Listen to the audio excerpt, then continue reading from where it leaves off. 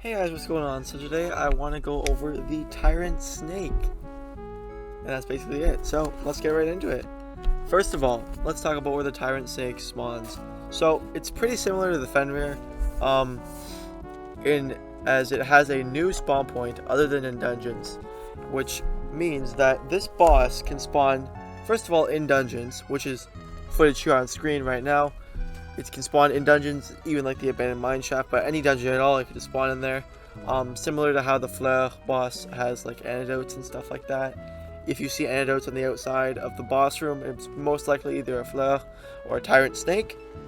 But it can also spawn, as seen here in this footage right here, it can also spawn in the middle of the poisonous forest. Now this poisonous forest only contains the actual poisonous forest maps, the big maps, not the small ones. And if I were to come over here and show you guys, obviously I'll just let you guys know what I mean by the big ones, if it's not straightforward enough already.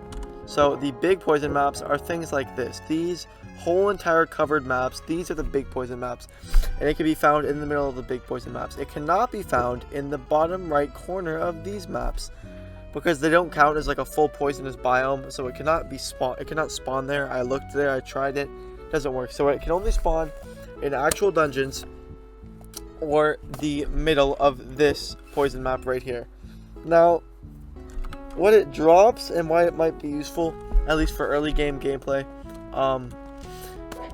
is it drops the poisonous fang of the Tyrant Snake work in progress things.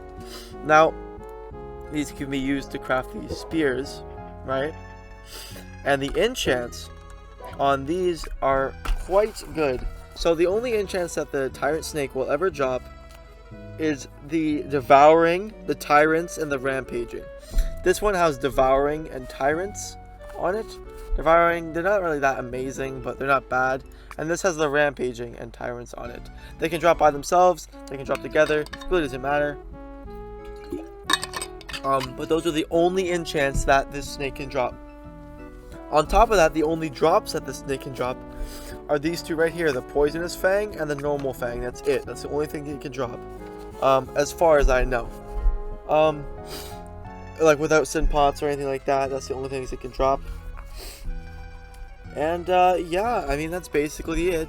It has basically 4 different forms like the Fenrir, depending on the level, like level 20, level 40, level 60, and like level 100. They all have different little names, but they're all the same boss. They'll have similar attack patterns, or the exact same one. The attack pattern isn't really something too like, it's pretty easy to dodge. It's kind of a mix of Sinanubis and Fenrir. Actually, it is Fenrir. It's the same thing, as it has the poisonous dropping thing. There's not really that much to go over about their attack patterns, as it's pretty simple, and if you fight it yourself, you'll understand. But if you want to get these weapons, like this spear and stuff like that, these enchants aren't that bad, and the fact that these spears can do poisonous damage, if you hit something 3 times, I guess I could. No, there's nothing on my island that I could show you that doing, but the poisonous damage is kind of nice, kind of similar to the toxic arrows, but nowhere near as good, obviously. And yeah, that's all I really need to know about the Tyrant Snake. I'll see you guys in the next video. Bye bye.